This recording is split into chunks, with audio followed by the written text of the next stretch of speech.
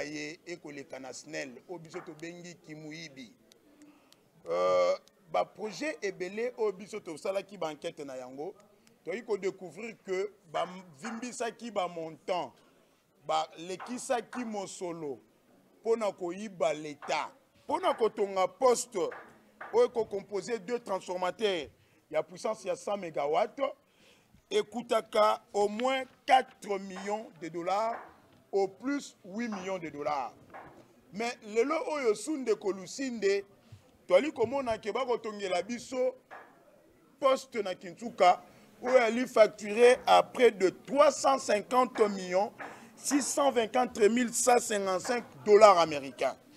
Pour nani différence ya makasi boye pendant que toali sous toali na mobu ya tata moko différence entre Chilombo ali ko bunda pour na état de droit ali ko bundisa corruption to kanyaka ali ko bundisa ba anti-valeur ebele biso to bengi yango kimoyibi poste o ekoki ko coûter 4 millions mais république ali ko dépenser yango 350 millions de dollars ndeto beti sonnette d'alarme soki kotonga centrale net ya zongo 2 écoutez na république 381 millions de dollars mais poste kaka ya pamba ke no 351 millions de dollars kanyaka ya liwana en connivence avec le ministre ba kambanga gouvernement la ministre ya finance ministre à portefeuille pe ministre à secteur ou ya énergie pe ressources hydrauliques au moins na ba recherche biso to salaki poste mon côté na mokili oyo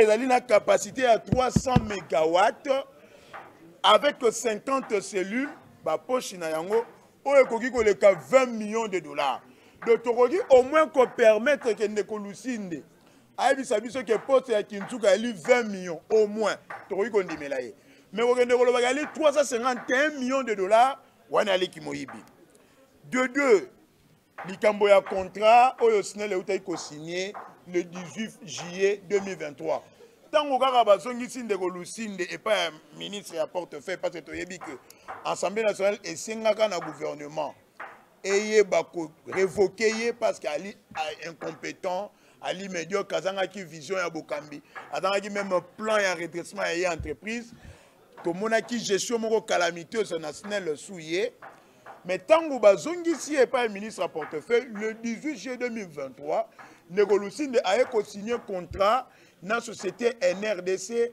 où il a consisté à installer un compteur et pas un client à haute tension et moyenne tension. Lundi malamu na bakongole nyonso, lundi malamu na bato motema molamu, lundi malamu na ba léopard ya République démocratique du Congo, lundi malamu na chef de l'État Félix Tshisekedi Tshilombo na bakambi nyonso mboka, lundi malamu na Martin Fayulu akitisa ki ba drapeau mokolo ya jeudi mokolo ya jeudi tango ndeko bazaki na messe de requiem na lokumu ya Kondo Maréchal Mobutu koto Martin Fayulu na place de Fola akitisa ki ba drapeau akitisa ba drapeau bakitisi benza ba drapeau topesa makasi na bakongole nyonso topesa makasi na ba oyo ba ebite semeno ndenge bazo bandango elikia ezalite topesa bango makasi Bintu Keita patron ya MONUSCO na République démocratique du Congo na sima ya kokutana na Adolphe Musito Mfumupa la représentante ya secrétaire général des Nations Unies akutana na délégation moko ya FCC oyo na sima ya bokutani wana bazali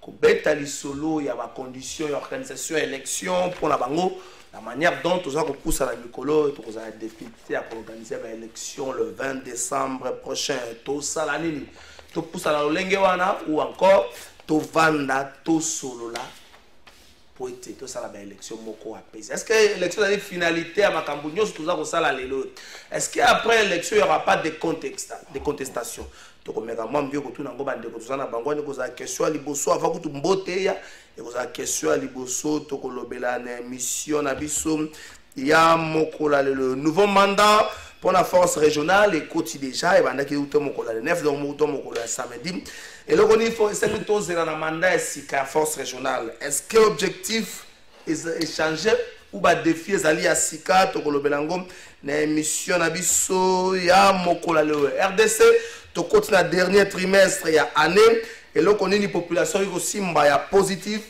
na likambo etali gestion ya bandeko na biso ya union sacrée, surtout avec un budget de 16 milliards congolais. Nini ya malonga yo simbi la gestion et union sacrée na année 2023 to continue na dernier trimestre. Est-ce que makambo mabongwami, est-ce que ko bouger à dollar, il faut que le banque le dollar ezongi na 25, ko bouger à dollar ils ont déstabilisé ba foyer à batuté, ils ont bebisa lo lenga bato ko vivre à mokolo tem to ko mega mwa muke kolobela yango na émission na biso ya mokolo ya lelo yo nini union sacrée sali na année oyo tozongela ngo peka na émission na biso. Il y a le Par a gagné qui mokolo ya samedi 2-0. Le Par République du Congo enfin qualifié pour la CAN Côte d'Ivoire 2024. Le Par a qualifié, c'est vrai. Match on a biso batotala yango na ndako on a pas difficulté belé bazo peta les solo. Il y a moto à sala qui match ba be Chris production. Sala qui en gros ba coupure ya courant ou boina boy. Au match ba ils en a retard moko ya 46 minutes na mituni bato ba imprimer ki ba billet banani. Ba biso ki de Gérard basala ki mosala wala. Ce qu'on a dit, boyo e bagité de Gérard qu'il faut souka na 54 000. Bato nyo so basa zinga wana ya organisation ya match boyo ça na biso ndenge ni boldeka ki nombre et puis ndenge ni bokoma ki na niveau ya kotika bato ba kota to bato ba somba billet plus que le nombre prévu par la CAF. To ko zo ba sanction moko ya pamba mais nazo mituna. Awa boyo basali ba makambo ebele ba passer basani ko na stade de Mathieu on déjà au 4 na terre. Pour un jour à match courir faut 4. On dirait bateau là au sein la groupe électrogène. Pourquoi dans match le quoi monnaie le rôle ndengwa tout ça la groupe électrogène tout ça la courant snell.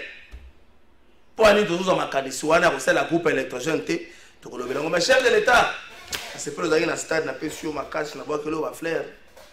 Maintenant mon conseil après yo na stade kulune bunda maki makasi na l'air de jeu. Respecter un peu bazo mona. Et puis stade to kolukeza la sous en plus batika ngo so ko fungwama.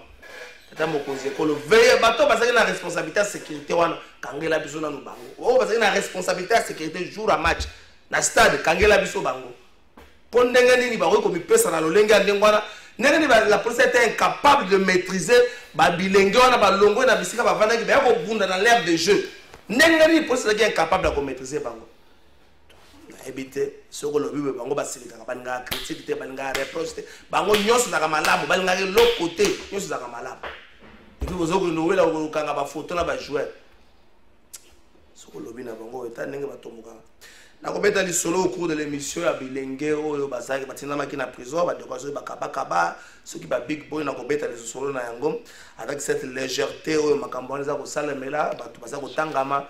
Mais cette légèreté n'engeni batikali bango ba téléphone na kolobela ngo na émission na biso ya mokolo trois invités bango baza na biso de Alliance pour le changement l'état Kotaka maître Fabrice Pelende moko ya bakambi moko ya bato ya bwanya pe ya maele ya ngambo ya MLC maître Fabrice Pelende Jean-Pierre Bemba kuna congrès tozozela maître Fabrice na pesi mbote ndeko trésor mbote na co-débatteur nanga na sepeli mingi ndeko pesi invitation ndeko trésor na ya émission na yo kala mais ça parmi ma émission la audience makasi je pense que yo mo yebi pona nini po yo mto benga biso lelo lotinga je suis très ravi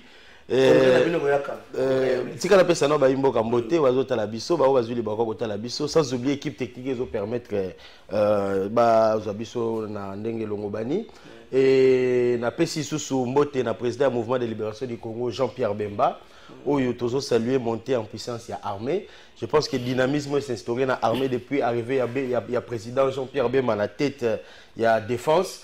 On sent que les choses ne seront plus les mêmes. Alors directement le Bélimamba Congrès, je pense qu'il y a un communiqué officiel qui a été lancé. Donc le 30 Oyo, congrès, le 30 septembre, congrès à MLC dans la tenue déjà.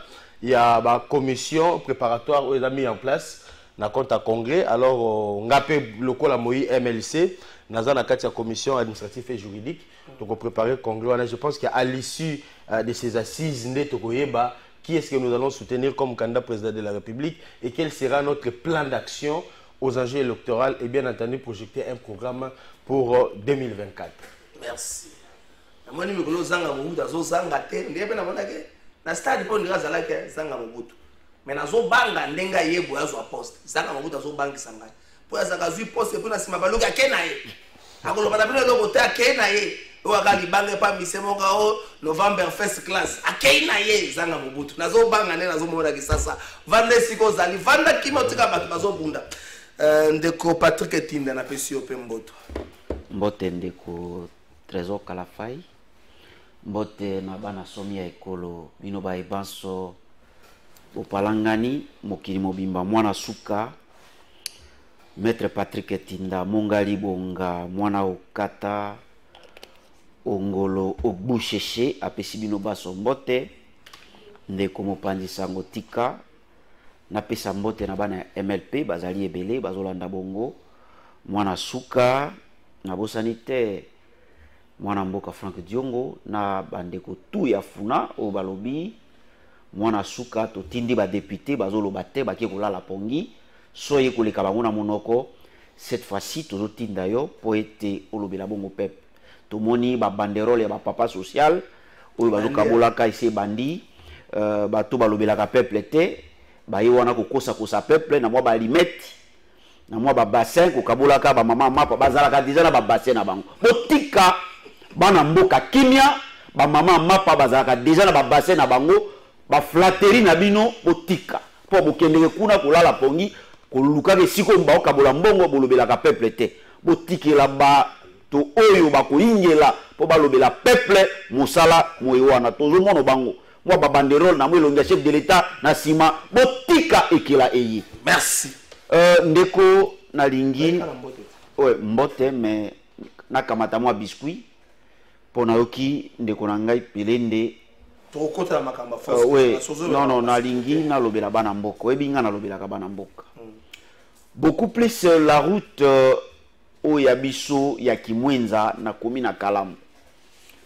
nzela wana société moko bandaki mosala mais na minute oyo nazoloba na yo basundoli babiloko na bango o bayi kosela mosala basimi nzela bakei tozoyeba te suite ya nzela wana ekozala nini nde tozosenga na bato oyo bakamataki mbongo pour que basilisa nzela route Kimwenza wana bazonga basilisa mosala oyo nayebi te apparemment basi bakamatelaki mbongo soit mbongo ebimaki mais comme tozali na régime ya jouissance régime ya détournement basi ba détourner nde bandeko wana basundoli bisale na bango liboso bamapango na bato basi minzela bakei c'est bon donc deuxième sujet ok merci Nayo Bintou Keita pardon à MONUSCO a bandé une série de consultations. Bon, jusque-là, nous avons une opposition à Adolphe Moussito, Bandeko FCC, Ndeko Fabrice Pelende. Une minute, kaka. Au canicité que le lengue mboka de ce qu'on s'est présenté, surtout sur le plan sécuritaire, on a la difficulté pour ça l'élection le 20 décembre. Surtout que l'élection, c'est la marathon, première phase des alliés, deuxième phase, c'est la marathon sur la Mokolomoko. Est-ce qu'on a mesure à organiser l'élection? Ou encore, il faut qu'on pousse à la mécanisme, que c'est une surtout vendre, tout solo là. Ce que c'est dans la zone où il y a moins de difficultés, c'est tout vendre, soit tout dans l'engagement, même si quitter comme on est ici, car dans l'engagement, on va se déplacer pour être baqué dans ma pona. Donc, Trésor, d'abord, l'opportunité me permettra de faire une émission pour annoncer candidature à la députation nationale de la circonscription à Moamba pour le compte du MLC. Je pense que c'est une première dans le plateau. Mais question tout relevant des élections, il faut que tout dans la Mboka ou dans la Mibeko. Parce que nous sommes des citoyens de la République, alors la conformité ils ont obligé de observer, ce sont les instruments et les actes légaux. En parlant des élections, on a face à un juriste qui ne pourra pas me contredire. Les actes illégaux qui se présentent nous la loi électorale, la loi organique et le calendrier électoral. Je pense que ceux qui te le la conformité, na de bonnes tenues à l'élection, on ne peut se servir que dans respect. Il y a un acte, il y a un instrument présent na présence na biso. Na phase autozali. À mon niveau, je ne peux qu'analyser quand on va conformément aux actes légaux. Je pense qu'il n'y a pas eu violation de la loi électorale. À moins qu'il y ait des dispositions de la loi électorale, ils ont violé, ils mettre en comme cause, il y a mauvaise tenue. Donc, sur le plan pratique, sur le plan pratique, tu as un calendrier électoral. Sur le plan pratique, c'est là. Sur le plan pratique, l'élection, c'est la journée moko. Est-ce que sommes-nous en mesure de sécuriser les élections dans des coins où il y a un problème? toke par exemple na Rutshuru, toke par exemple na Bunagana, toke par exemple na Kwamuto à 2 mètres à Kinshasa. Sommes-nous en mesure de sécuriser l'élection à Bakouawana? Est-ce qu'il faudra-t-il pas s'asseoir autour d'une table, parler de la chose et puis lever des mesures sur qui est ça le mandat de ça? Il faut éviter tout cela, les revendications circonstancielles, c'est-à-dire des revendications évolutives. Les lobes réclament tel, mais ils salam. Les lobes sont tel, mais ils ont salam. Les lots, nous sommes à la phase, il y a opérationnalisation, la réception de la candidature. Tout à qui la phase de la constitution affichée. Est-ce qu'il y a combien de préalables ont été dressés? La société civile, l'opposition, bon, en fait, la société civile, elle est neutre, mais l'opposition fustigeant tout ce qu'il y a eu. Qui a procédé ou la constitution affichée. Mais on ne parle plus du fichier. Le lot dans la réception de la candidature, on a traitement. Il y a toujours des revendications qui ne feront que suivre. Du moment où d'abord le calendrier est respecté, les actes matériels sur le terrain sont respectés. Tout dans le mois de septembre, le lot de la présidence de la réception de la candidature, le traitement au niveau de la présidence de la République. Mais est-ce que le processus est en cours de faisabilité? Du moment où les instruments légaux qui s'opposent à nous, et ça conforme et respecté. Nous sommes légalistes. S'il y avait des éléments à l'encontre, il y a un texte ou il y a un acte qui se présenté à l'émotion d'abisso pour juger conformité. Là, on pourra venir avec un sursaut. Tout ce qui a été décrié pour la processus électoral, est-ce que ce sont les mêmes revendications? Oh, il y a un grand journaliste, depuis tout le monde a processus. Ils ont évolué. Ils ont évolué, oui. Mais du moment où... Est-ce qu'il n'y a pas de traitement? Est-ce qu'il n'y a pas de rendement quant à ce qui est prévu? Mais là, on a évolué, c'est un fichier électoral. Audit, audit, non, pour la chuter, au moins, l'élection, ils ont la fabulation. Nous sommes un pays démocratique. Il y a des textes qui nous organisent. Si ces textes sont respectés, alors normalement, pourquoi nous allons mettre en cause un processus crédible où ils ont garantir alternance démocratique. Et surtout, il faut bien retenir le Komoko. Nous venons d'une législature très difficile. On a toujours le peuple congolais. Toute une législature très difficile où nous avons fait face à un ancien régime qui avait organisé les élections, qui avait maquillé la scène politique dans un personnage. Excusez-moi, le peuple n'avait pas totalement rencontré intérêt à travers Batouana. Alors, l'alternance démocratique au Goya, ils ont pour permettre au peuple comme l'acteur principal de la démocratie, il y a même un nouveau cycle institutionnel conformément à notre constitution. Sinon, nous tomberons dans la violation de la constitution, ce qui serait encore plus grave.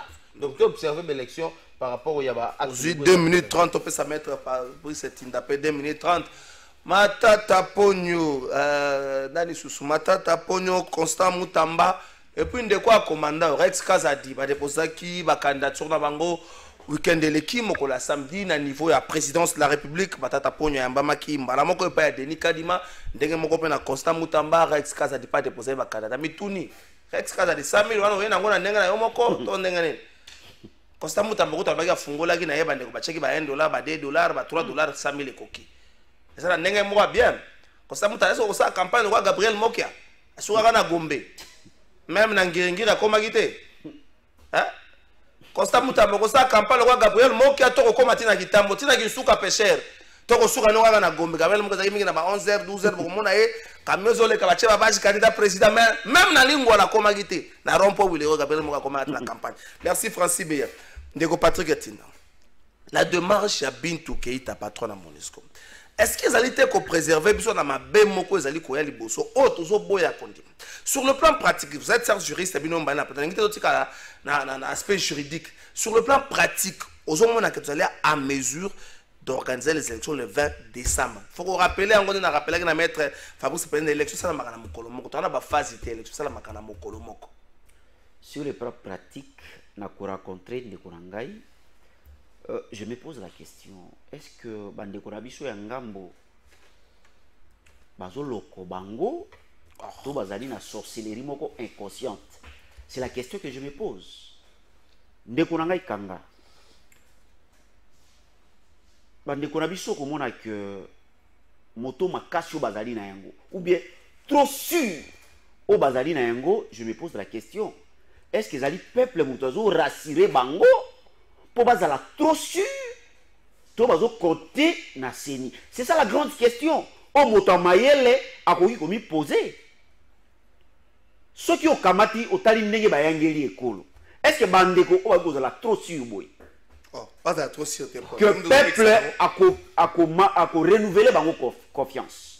Au moment que si le plan que élection va organiser pour na peuple a pour na ba kambinaye bato o peuple azali sur na bango que bakolobela ye bato peuple azali sur na bango que bakoyangela mboka kolandisama na volonté na ye. Mais kotala bandeko ndenge bazo gérer mboka na biso et que c'est ni mosika na volonté ya peuple. Le peuple d'abord etikali slogan. Est-ce que bato ya boye baki ko sala moto makasi o bazali na yango e bazala na trop sûr ndenge bazali na yango wana komona que ndeko na ngai bazali trop sûr na seni na bango parce que otala par rapport ya Maimaso Félix Tshisekedi a prometaki peuple lelo etikali o be promesse aucune réalisation. Mais est-ce que bandeko na biso par rapport ya moi trop sûr o bazali na yango ndeko na ngai c'est ça la grande question komona que bazo compter mingi na seni na bango. Balobi élection il faut la élection moko inclusive, ça veut dire ba parti nyonso e ingela mais au komona que élection zali élection moko ezo zala des élections exclusives et ezo exclu ba tebele bazali exclu ezo exclu bango to bango ne ba boy kokota ndeko na ngai faut différence en ça procédure ya Bitu Keita ezali ya kosala que kobunda pour que élection zala élection moko inclusive que bato baso parce que ce sont des gens ils se tapent la poitrine oh baboye talibango alors que normalement il faut to baba bunda pour que l'élection et inclure bato nyoso procédé à Bitu Keita apparemment ils ont compris que l'élection n'est zo kende kozala ni transparente ni démocratique et kozana climat moko apaisé et aussi et kozala ba élection moko exclusive. Moni, ils ont vu le mal de loin. Bamoni, ils ont essayé de voir. Batali, même un fichier oyo, biso ba opposant, toujours revendiqué, biso to lobi to na bango, to revendiquer tout en état dans processus. Au comment que bandeko na biso par rapport à fichier ça pose un problème. To lobi na bango il faut audit moko extérieur. Mais au comment que ils se sont refusés catégoriquement pour que audit moko extérieur et ya état là. Est-ce qu'il y a des doublons? Est-ce qu'il y a des mineurs? Tout ça, parce que na ba élection que les gars na mboka na biso komona que boye ko zo ba carte na poko ba afficher liboso ya ba bureau. Mais cette fois-ci et salami bongote. Makambo ezali ebele et aussi par rapport à inclusivité, on voulait que les élections soient inclusives pour que bato tout ba kota biso to limiter bato biso batika libanda nde bande ko batika libanda. Parce que preuve en est que FCC bato oyo ba mécène na ba pratique ya mabe ba comprendre que bato oyo ba zo copier bango à 100%. Omoni ba série moyi ba linga te ba ibai balobi tu sais que dinga zo kena makambo oyo biso processus to ko ingela te sukisa et ezali loko il faut to zwango au sérieux. Merci. Sango FCC oyo anomaki ba député en 2018 oyo selon les informations il y a Harry Magie à l'obi bango to ba noma Félix Tshisekedi et kotala babiloko wana nyos et kulutu kabuya lobi Kabila zali seria apesa bango pouvoir kotala babiloko wana nyos komona que makambo ba osala sikolo kwa FCC sa monya ngona musika ba pratique ya salaki amibendi ne peut-être ba processus ba démarche à Bitu Keita zali que même FCC amibendaki baya processus à la crédible oyo volonté à peuple et ko s'exprimer moto peuple a voté ye wana bimime kotala ne makambo ezo kende ndeko na ngai na trop sûr ya bato régime po basaleli peuple loko mokote ils ont failli si tous les plans. Merci. Aucun secteur réussi. Merci. Au moment que ndeko na ngai merci Alexis, une série minute par na rapport chaos électoral ils ont se préparé déjà de moni de quoi la- trop sûr c'est la les gars alati ya bako sinon alati Ozo l'examiner na seni na bango merci Alexis, une minute par rapport à ma biso pays botika bino s'il vous plaît okila bato ya nzambe babeteke tolo merci kosala ngele merci Alexis, une minute par rapport à maître Fabrice Pelende. Alexis, une minute. Bonjour mon frère, chaque dimanche à 13h bakataka courant na ngiri pour na kopesa courant na église Kimbangiste na mon coton ezali normal te soki bakati ti bakosilisa église nde courant ekozonga na 23h ezosalema chaque dimanche na 13h na cabine ya Nyangara na ngiri balobi ke chef moko ya SNEL apriaka kuna ndenge bakata yango nde bakataka courant. Je sais pas confirmer ça message en déco. Est-ce vrai? Est-ce une mauvaise information? Tu as une fausse information? Tu as évité mais ce que ça les marabongo. Donc ça va pratiquement il faut qu'on dénonce yango. Na boy koloba les propos tenus na plateau za ko engagé par auteur nango na boy koloba yango parce que journaliste ça rappelle la mission ya ko recadrer ça rappelle la mission ya ko pekisa moto ce qui a le balam. Est-ce que tout ce qui se raconte ezali makamba solo motuna ya malamu yango ne sengeli congolais nyonso amituna ayebate nyonso azali koloba c'est OK ici comme tozwa 15 minutes ya makambo oyo un nouveau mandat pour la force régionale. Les mal qui va congolais nous sommes décrire mon salaire la force régionale même les gouvernements les chefs de tête à le plus la pointer même Moussapé na moto azali commandant force régionale va démissionner couper sa bango mandat message passé za ligne sommes-nous incapables de réorganiser notre armée? Sommes-nous incapables de défendre notre territoire? Sommes-nous incapables de se libérer? Il y a en prison au côté à EAC ou encore les conditions dans lesquelles on se retrouve dans EAC, tout ça à mesure au Kabana, Bangon Dengo et Sengue to pousse à nous, on a payé 3 minutes. Donc, trésor, on a réparé un peu les desiderata ou les qui dégagé dans le plateau. Vous avez écouté mon co-débatteur ambivalence totale. C'est-à-dire qu'il est dans la confusion totale. Azo arrivé même pas qu'on a objectivité à ma propos naïe. Donc il ramasse tout sans qu'il y ait rationalité. Au moins dans le langage selon. Donc c'est-à-dire il y a que l'apéprisme. Alors qu'on a confronté à des actes illégaux. Donc, le journaliste est censé poser ma question au Kouébi Saïe, à cause de l'incapable de répondre conformément aux lois de la République, en se référant aux actes illégaux, quel texte et à quel niveau il y a une violation, où ils ont mettre à mal le processus électoral. Incapable, il y a qu'à répondre. Pourquoi? Parce que il est dans une confusion. Manque de cohérence, il y a des idées, et il y a n'importe quoi. Il a fait ramasser n'importe quoi, dire des choses qui relèvent d'une abstraction philosophique sans pour autant qu'on rencontre ce qui est réellement existentiel par rapport à Maramou Nazo confronté aux textes légaux. Alors, il y a inclusivité électorale, mais le processus électoral est libéral. La porte s'ouvre à tout le monde. Il n'y a jamais eu une dissociation discriminatoire. On ne peut pas obliger quelqu'un à aller aux élections. D'abord, il faut y aller. L'inclusivité dépend des lois. Quand les lois sont votées, elles s'appliquent à tout le monde. C'est un libre choix de compétir ou pas. Azolo Bela audite le fichier électoral. Mais la CENI est une institution indépendante. L'exigence, il y a audit, il y a fichier électoral venant des membres extérieurs, n'est pas une exigence légale et conforme aux juristes. Du moment où la CENI a dans la plénitude de la Constitution de par son fonctionnement administratif et financier. Il a cette plénitude parce que c'est une institution indépendante. Au Lobeli Bakamou, il y a fichier électoral. Est-ce que vous avez déjà lu, vous, la loi organique? Parce que si tu as déjà lu la loi organique, l'article 6, 7, 8, et je le vois clairement, la CENI va afficher les électeurs dans tous les bureaux et à tous les niveaux de déploiement, il y a un centre électoral. Et il ira même afficher ça dans Internet. Mais je ne sais pas ce que l'on a. Mais nous allons risquer d'avoir de meilleures élections. Laissez-moi vous dire ça, les trésor. Pourquoi? Parce que ça sera la première fois depuis 1960 dans l'élection où ils ont constitué à la base. C'est-à-dire que on commencera à voter les représentants de la population à partir local.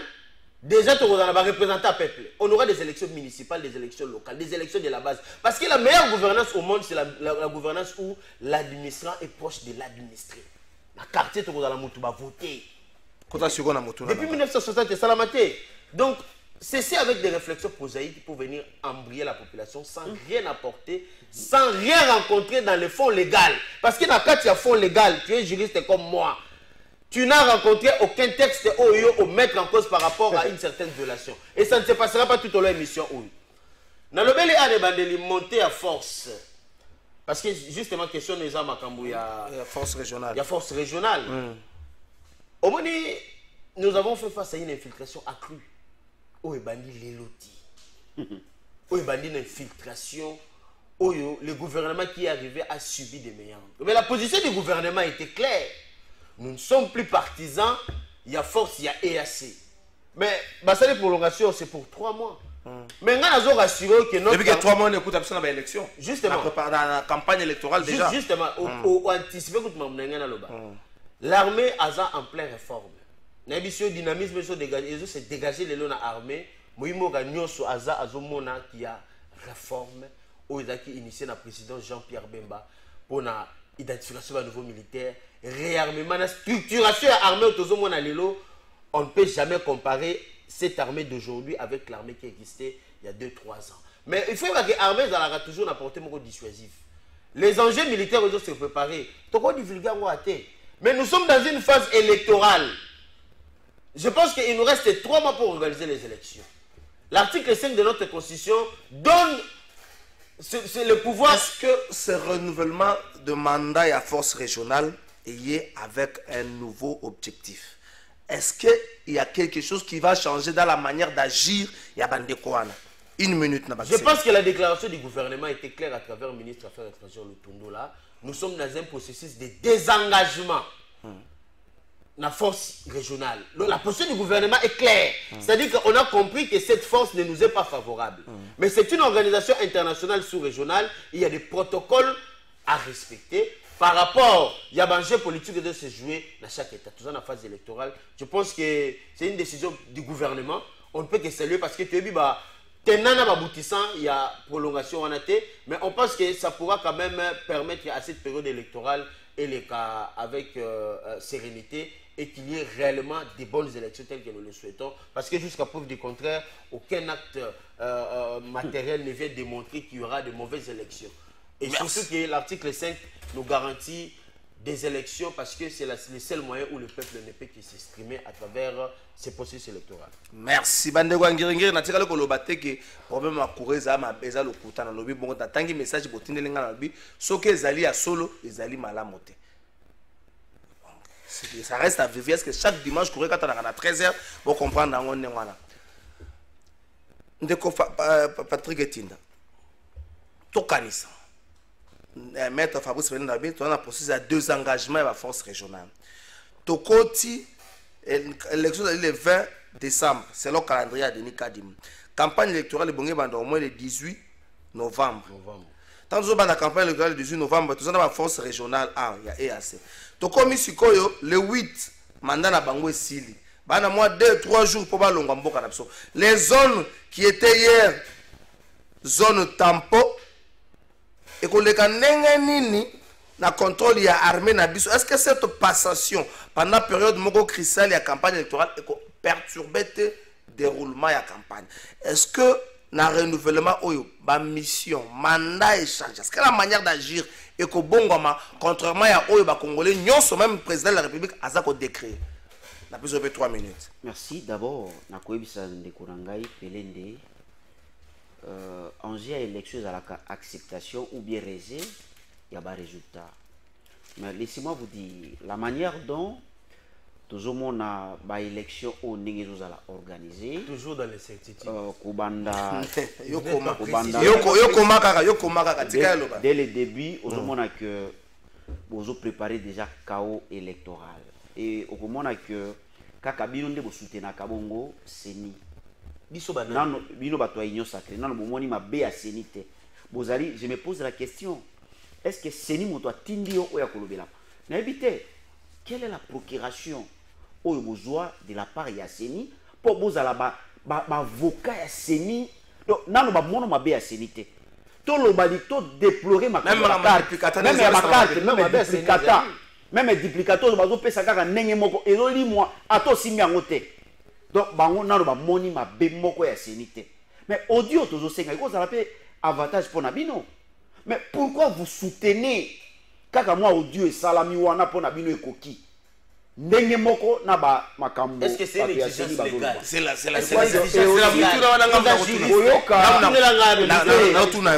exigence légale papa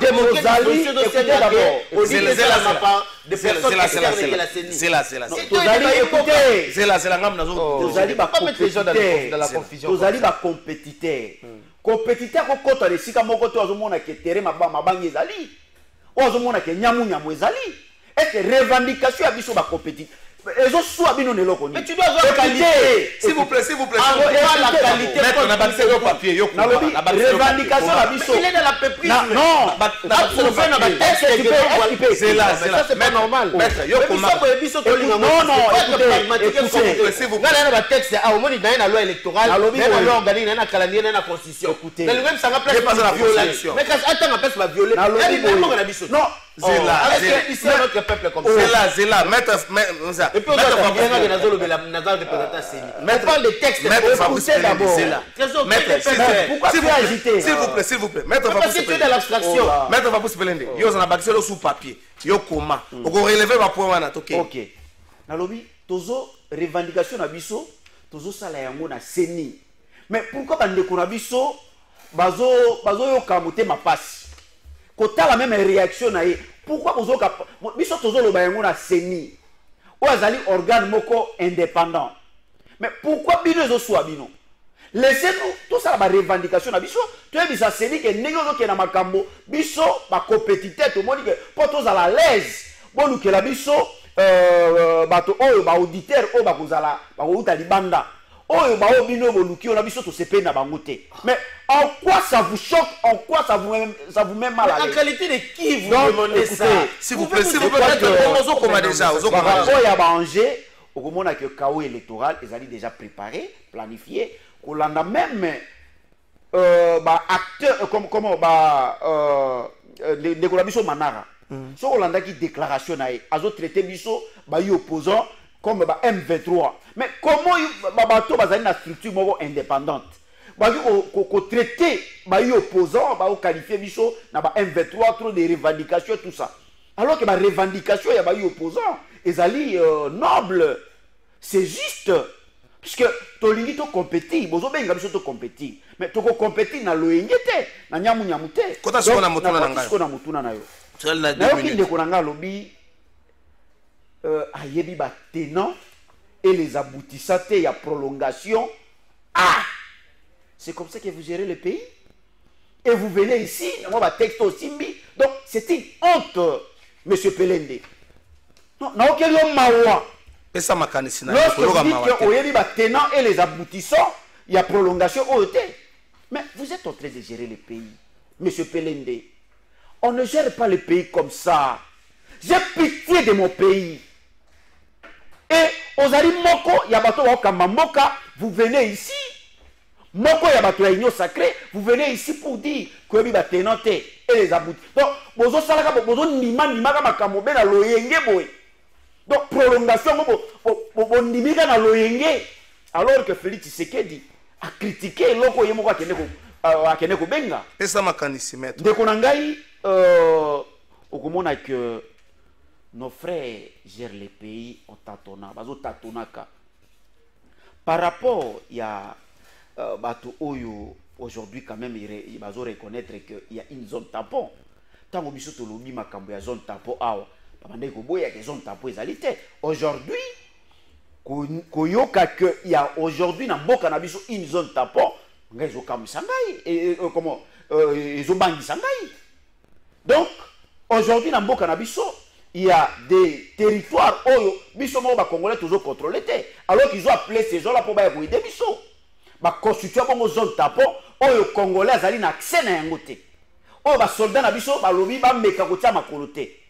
Crête kozala ndekonangai, je crois que c'est aussi la raison où le bit qui totambola zomona ba opposant pour que on avait toute tendance confondue, on a la classe politique mobimba. Oui, zomona ba opposant comme on appelle bango.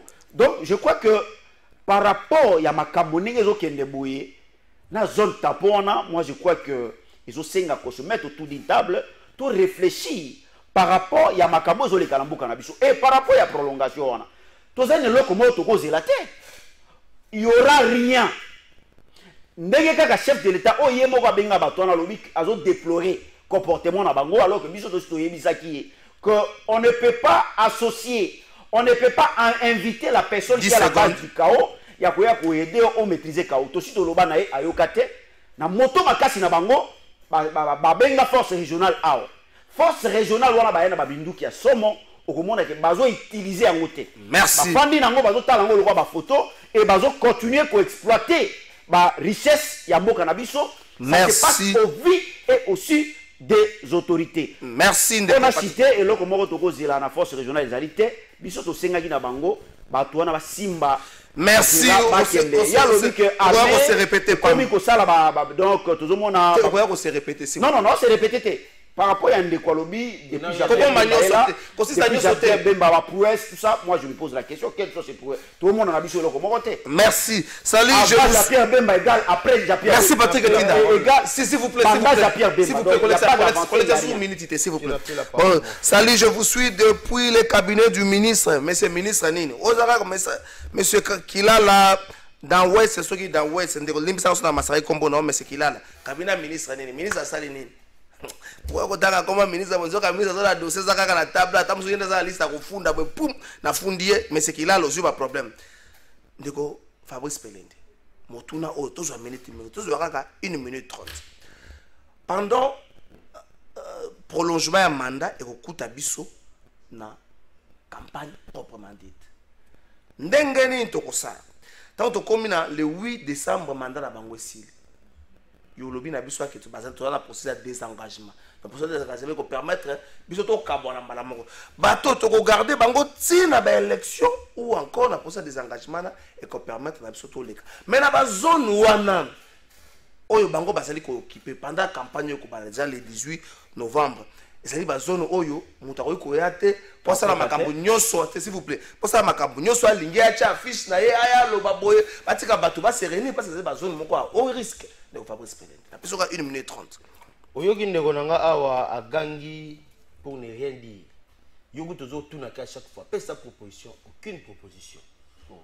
Des critiques péjoratives qui ne rencontrent pas l'objectif même il y a thématique au yoche awa. Et ti émission aussi là, il ne sera que dans les critiques. Il ne sera que dans les critiques. C'est pas une attitude sérieuse d'un homme politique.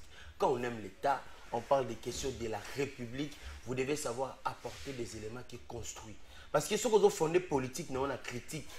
Mon frère, je vous dis, vous êtes en train de mettre à mal votre carrière politique. Peu importe position, nous dans l'opposition ou bien dans le gouvernement. Okay. Je vous ai parlé des exigences légaux. À aucun moment, tu n'as donné mais rencontré ton confrère. Donc, c'est-à-dire que aux Olobela, Makambo est sa substance fondamentale. Naolobi Awa, parce qu'il ne m'a pas contredit. La position du gouvernement, il y a des engagements total, il y a phase, il y a force régionale.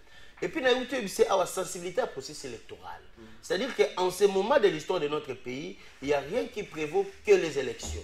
Et il faut dire qu'en politique, la fin justifie les moyens. La réforme, la structuration, la dissuasion de l'armée, et ça, éléments où on est allé en place publique. Quand je vous parle des tenants et des aboutissants, c'est la politique interne du pays. Si c'est pour consolider une certaine harmonie, le temps que l'enjeu majeur est le cas, le gouvernement dans son secret, donc il faut aimer le pays. Moi, j'ai toujours dit que la force régionale de la salle de mission, c'est 4 mois, et quoi apporter rien. Et quoi apporter rien du moment où il faut compter dans FRDC. Et puis, tu le bas, motuna na ngai ndenge botika bana motuna nanga tango to koma le 8 décembre toi dans la kati ya campagne électorale même fait c'est que dans la campagne ko ça azo rappeler bato bo voter ngai bo so ibemba ko zape candidat na présidence bemba pe na campagne tam so ko za basa ko na bwende jour ango to komi siko le 8 décembre mandat na bango esi le 5 li bakende déjà na kati wana ko bana le 18 novembre c'était comme le 8 décembre na zone faut bato basa la paix campagne. Est-ce que vous pensez que ekozana na kimia et puis passation wana ko sale mandenge ni et là pour liboso photo yeba l'objet ya mission force régionale c'est maintien de la paix na sous-région parce que même question na yo et na ba sous-entendu moko ya insécurité du moment où tu dans la présence ya force régionale sous-régionale c'est-à-dire d'une part au regard des accords où ils a émanation de volonté à ma partie prenante, c'est-à-dire que dans cette sous-région, il faudrait qu'il y ait la paix. On a au contraire une violation à la communauté internationale. Tu comprends que dans la sous-région, EAC, malgré que nous sommes mettre en cause la crédibilité dans tout le monde est sous instabilité, là ça sera la complicité maintenant de la communauté internationale. Donc on espère que tant que EAC a une partie où ils en conflit, partout on doit la sécuriser jusqu'à ce que le processus électoral est à la crédible et apaisé. Merci. Donc, le 8 décembre et comment, cela ne pourra jamais mettre à mal le processus électoral parce que dans cette région, il y a une certaine force sous-entendue, il y a qu'on garantit la paix. Merci. Donc, toujours quand on a souvent ceux qui ça chité. Donc, ndeko ayebake, tu apportes quelque chose quand nous passons dans les médias. Merci. Et non critiquer. Merci. Moi, je suis tous 1 minute 30, tout ça 1 minute 30, les canaux social. La question. Et puis j'ai dit ce qui va se passer. Passation et que ça les malolenge kani. Na le rappeler encore le 18 novembre, il faut obligatoirement campagne banaso de tika na calendrier de nika di mapesa biso. Mais batu ba ko ça vraiment libre. Ya ko ça campagne na ba zone zali contrôler na moto moko be français lingala soye chulu ba kikonga zone bongo na moi passe. Azo monoko moko bo yemoka so bra yemoka so. Est-ce que makambani ko sala mandenga kimia? Je répondre mais tika na bisande ko. Vous avez 1 minute 30. Même les conseils, même des propositions, ça ne se donne pas gratuitement. To si to pesi no ba proposition gratuitement awa to leki to lobi to ebisa bino bo côté na armée na biso bo côté na force régionale te bino moto maka lelo ye dans une proposition mo côté be critique il faut to critiquer bino à cause des compétences na bino il faut donc pour ça ba to faut critiquer bino maka parce que moko bozo zéro za bino te peut-être vous pensez que le pays vous appartient bo ko sala ba corps na bino ndenge bolingi. Bon, mais écoutez, non, laissez-moi parler. Laissez-moi parler. Aujourd'hui, c'est propos. Quelle proposition? Donc, vous avez été proposé à Makam. Donc, vous avez des conseillers. Mais vous critiquez, écoutez, vous avez des conseillers, vous avez des gens qui vous font Moka inutilement. Tu as 40 secondes. Quand on a moto na 40 secondes. Na moto na yo, ndeko. Okomona que et asi obande ba komisela kibiso, lelo ba momo ba komi ko constituer sous danger. Donc, ils ont constitué danger. Le fait que pour nous poser un motuno, ça veut dire que si force régionale les alliés, les Congolais ont accès dans le côté. Donc, je t'ai dit, ça m'a polé que la force régionale, ils ont construit déjà menace. Que les Congolais, moi, qui ne si quand on a abattre les campagnes, alors que moi, ils ont métier à paix. Merci. Donc, ils ont commis même que Bangui, ça va Congolais. Merci. Mais ce sont des gens, normalement, il fait pas signe. Merci. Constituer un danger pour le pays. Merci. C'est un procédure pour être balongwa mboka na biso. Bonjour de Cotozo. Ceux qui souffrent c'est les kieza mabe na mboka lelo bande ko ya union sacrée il faut baye ba ke lobby na kabila tozala ki bien lelo pasi na nzala eleki Sylvain Chimbaya. Bonjour Trésor, problème ya courant ezongi makasi lobby biso na bumbu tozalaki na courant depuis 8h 20h nde bapesaki biso courant eza pona nini. Bonjour Trésor, bayebisa soki courant ya francophonie ezalaki ya mboka nini po ya match ya mboka courant ezalaki buzoba bongo il faut déjà Snell aloba bien. Merci ndeko Diezola. Bonjour Trésor, opposition baza trop déterminé makasi pona batu ya IDPS bakoki te kosala la mboka donc ndeko ya union sacrée ayeba déjà. Bonjour Trésor, force régionale depuis Bayana mboka na biso solution ezate pourquoi ba renouveler les sous contrat na bango ndeko ya union sacrée après ces explications. Je crois que apesi bino explication na mituni na prison bato bakota na ba téléphone pe bazo filmer ndenge garçon wana koti bongo azo filmer bongo na mituni pesa no image na Francis bien na mituni akoti azo filmer bon aza libanda azo expliquer makambo na ye est-ce qu'il faut to vanda to yoka yango lolenga bato bazo la réseaux sociaux na Paris bazo la réseaux sociaux na lolenga mo to la réseaux sociaux na Kisasa lolenga to la réseaux sociaux na Kisasa komona ka bon mokonzi moko ba moni ekibuye o mokonzi moko bo sex tap mona mosi moko bo sex tap to ça la réseaux sociaux na nenga mabe est-ce qu'il fallait citer ba kombo ya bato bongo sans pour autant ba vérifier nan na parquet awa asina yango ta na procès asina atanga ba kombo ate point ayo otanga ngokuna mais mokambi pe a prison bato ebele abotela bango ba téléphone na prison koyoka o ministre tala ba petrol ba kona na bango ba téléphone na bango bongo nazo bituna kote kuna kana prison nde okandani abimaka ona ni o albaka soki Kabila alonge pa Kabila tiki politique akufa na nani Willy Bakonga abimaka bongo bitoko ko bituna na bimela ki ndenge ni bano yo pe ndenge ni bazo courage pe bazo betela bango porte bazo ya ko biko abiso bozo tika bango ndenge nini to tika ko bebisa lokumu ya bato mo bakanisi ngo tukozonga na makamba ngo bana ngo bon mettre eloko nizo simba na pouvoir na phase ya mibale ya pouvoir faire ce que donc to bengi union sacrée eloko nizo simba quel est ce secteur qui marche le mieux? Est-ce que c'est l'éducation? Est-ce que les alliés formation? Est-ce que les alliés sport? Eloko nizo simba pona mituni matata pona romi ko mituna Congo Airways ba vieux ke wapi bavyo balaka ke wapi nazo pesa kulutu na ngaya quartier mbote comment za kanani wazaka secrétaire général ya INC comment na kanani wasama comment PC ya Congo Airways vena biso mongala kombe ko yaka kasiko ya Congo Airways bovandi sila ba vesa ki peka moko bovandi singo le Congo va mieux que hier. Qu'est-ce qui marche na union sacrée? Est-ce la défense? Est-ce l'éducation? Est-ce les alliés formation et le koni nezo simba na régime? La République démocratique du Congo a un problème multisectoriel. Ça c'est sûr. Ça c'est sûr.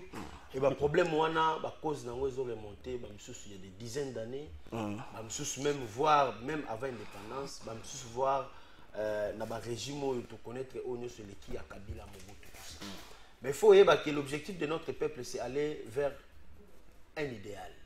Avant qu'il y ait un idéal, il faut que dans bonne direction. Tobo Sanate. Nous avons traversé une législature la plus difficile. La plus difficile pourquoi? On était dans un accrochage permanent entre un ancien régime et un nouveau régime où le Bisso Tolinga quitté en tant que mouvement de libération du Congo. Parce que l'objectif de MLC, il faut qu'on y ait en tant que formation politique, c'est libérer le Congo. Mais nous sommes dans l'union sacrée pour accompagner une vision vers une libération. L'enjeu on a zoloba lelo o esalami na mboka Congo. Même si on cherchait à citer des réalisations et qu'on a insuffisant par rapport au peuple mais du moins il y a eu des volontés de base qui manifestent entre autres qu'on permette moi la soit tanga entre autres pour assurer santé à malamu. Bien que ce n'est pas encore. C'est la gratuité maternelle. Bien que ce n'est pas encore dans la perfection. C'est la maternité, c'est bon. Aujourd'hui, il y a volonté à l'infrastructure. Je pense que sur le Tambolaka, où on a une zone qui est accessible, du moins, il y a cette volonté-là. Et surtout, l'administration publique de notre État est comme une sérénité, un respect à l'engagement. Les salaires tels qu'on a connus, ils ont les notés. La volonté du gouvernement à rencontrer la population et ça de manière permanente. Mais tout ça s'est passé dans cette législature difficile. Alors, biso tozo senga na peuple na biso bo. Ayeba kende. Tu considères la matière ni sauter. Contrairement, on a beaucoup à dire. On ne saura pas le dire dans peu de temps. Contrairement na on ne konanga zoloba, le seul moyen au peuple azana ngo ya ko s'accaparer processus crédible. Il y a volonté na yé peuple pour s'exprimer dans l'élection. Merci. Le peuple a profité à travers l'élection. La sagesse parce qu'il y a comme mature. À comprendre que la politique de l'État dépend de la qualité de ses institutions. Merci. À permettre à ce que les institutions dans la déqualité pour qu'on aille vers une nouvelle vision. Moi, j'ai toujours considéré cette législature comme une transition politique. Merci. Le pire et le mal absolu et toujours pour escompter aller vers une voie délibérale. Merci, maître Lobi, le pire et le mal absolu. Est-ce que Kabila, avec son administration, Bazaki, le pire et le mal absolu? Motune Tunami. Est-ce que Félix Sekedi, dans l'administration, Bazaki, la voie par laquelle, comme a besoin d'un mot al tata, donc na lola, Motune Tunami Nabino. Sur le plan, Onyo Sobino Boyebi, dans tous les secteurs de la vie, est-ce que le gouvernement d'Union Sacrée a fait mieux, par exemple, que le gouvernement Matata Pogno?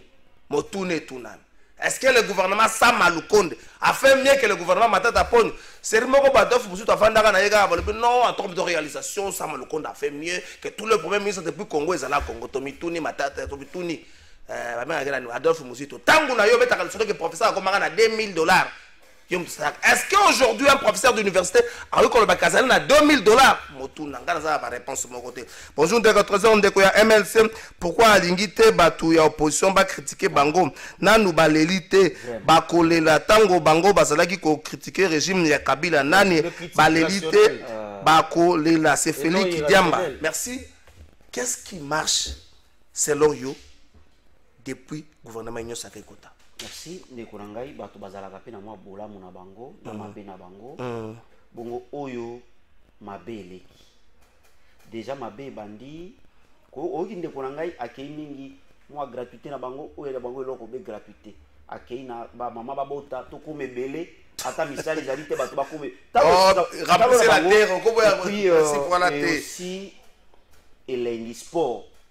Donc be masano au régime wana côté wana na kopesa bango ata moi 4,5. Mais sport, est-ce qu'il y a des réalisations à la casse dans le sport? Ndeko komona que régime ya ndeko na biso oyo puisque régime oyo ezali régime ya ba joueur remplaçant o bazali libanda bazo mona ndenge ba joueur bazo beta na terrain donc ba yebi ba erreur nini ezali ba yaki ba côté à tebi mozo mona que joueur a mona ki ba erreur à côté na terrain azo rappeler susu ba erreur otango azaki libanda oyo abandai komona donc bazo zongi sabiso toujours dans le passé makambo ebandi lelo te ebandi siko boyaki po bolobela bolelera bato to boyaki po bosala ndeko na ngai okomona que eloko esali ke régime oyo esimba te ezali déjà pourcentage au bazotia pour na fonctionnement ya ba institution train de vie aussi des institutions ezali donc élevé kabunda leki alobi pour réduire très de mbongo eleki mbala liboso na mona moto azo réclamer que mbongo eleki. Les députés se sont refusés obstinément avec opiniâtreté il y a pour réduire très de vie à l'institution malgré kabunda leki alobi mbongo eleki o tiangwata na armée to tiangwata na social okomona que bandeko na biso 80% ya budget mboka akocontredire gadende azewa ezo kende na fonctionnement et puis ba salo abenga dépassement budgétaire so mboka ngo tokotonga ngo kande yango omoni ndeko na ngai trésor ba secteur o esalaka ke mboka kende liboso lelo développement mon côté pays o ezali pays non pas vocation politique que ba parti politique botamaka ba pesa bato elenga kwa na politique. Nous sommes un pays à vocation agricole. Qu'est-ce que ces gens incompétents ont fait? Par rapport à ce que Mboko est à vocation agricole, est-ce que Mboko est à vocation agricole? On peut pousser ce pays. Mboko qui est liboso mo sika kaka na agriculture. Service national. Est-ce que Bandeko va dire que tout ça va mayo yombi c'est kufa na vieillesse? Merci. Quelle est la politique? Volonté politique au baï nango. Quelle est la volonté politique? Tout ça l'espace au bebaka pambawa. Tout ça la l'élevage, tout laisse le monde entier. Aucune vision, même Bongo, nous sommes contre la mabenga bango. Quelle est la vision oyo baye nango?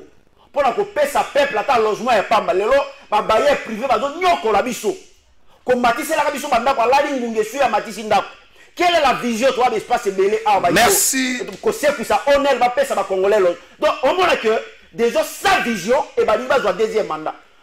Déjà lobby bango MLC ba yeko na accompagner non nako na suka nako zonga même malobate bango lobby bango MLC ba yeko ba accompagner vision chef d'idée. Quelle est cette vision et bani teti le roto e bate vision Félix Tshisekedi des années et le MLC au peuple à une certaine époque comment batake likia na MLC aujourd'hui de konango komona que MLC lobby bango ba accompagner. Merci. Quelle est cette vision? est-ce que vous avez sa peuple vision? Merci. Vision et humanité. Merci. Donc, bah, il y a Merci. Ils ne sont pas venus, puisque depuis qu'ils sont là, au moment Merci, Patrick Etinda. S'il vous plaît. Non, là, si c'est mission. S'il vous plaît. Non, s'il vous plaît, s'il vous plaît. Ça se répète, les gars. Ça se répète, les gars. Vous allez comprendre. Non, s'il vous plaît. S'il vous plaît, ça se répète, les gars. S'il vous plaît. Ça se répète, les gars. S'il vous plaît. S'il vous plaît, ça se répète, les gars. S'il vous plaît. Après, 30 secondes sur cette émission. Une minute sur cette émission. On a tous compris qu'il n'y a aucune philosophie politique dans les chefs, il y a Maître et Patrick. Et depuis toute la formation politique, ils sont caractérisés par quelle idéologie politique. Donc ce n'est pas... Et vous, c'est quelle... S'il vous plaît, donc je pense que vous n'êtes pas le mieux placé pour donner des leçons parce que le pays est un seigneur. Ngana zolo baboui le trésor. Mboka oyo eza mboka na biso. Nous savons tous que tout comme nous na gestion ou bien na institution oyo tozo zélati. Mais n'oublions pas qu'il y a un processus. Où c'est que toujours le peuple a la partie prenante pour nous mboka na biso vers un idéal. Je pense que tout ce qui s'est passé dans la législature oyo sans volonté à la population, rien ne pouvait se faire. Au moment qui départ même il y a basculation majorité, le peuple était pour, le peuple a accompagné. Qu'est-ce que vous avez fait? S'il vous plaît, s'il vous plaît. Qu'est-ce que vous avez fait? S'il vous plaît, problème est belé dans Mboka na biso, to une participation massive à la population na biso pour na kokende vers une nouvelle rénovation. Le peuple va vous sanctionner. Une nouvelle rénovation ya classe politique. Il va vous sanctionner. Le peuple est moko kozala acteur ya kopona bato oyo ba ko peuple va vous sanctionner bino. Merci. Va constituer une autre formation et des institutions crédibles pour na. Merci Maître Fabrice Pelende. Merci Maître Patrick Etinda. S'il vous plaît, s'il vous plaît, s'il vous plaît, s'il vous plaît. Quand on a un micro là-bas, merci. Le micro là-bas, nous avons suscité. Les autres ont suscité. Le micro là-bas, nous avons suscité. Le micro là-bas, nous avons suscité.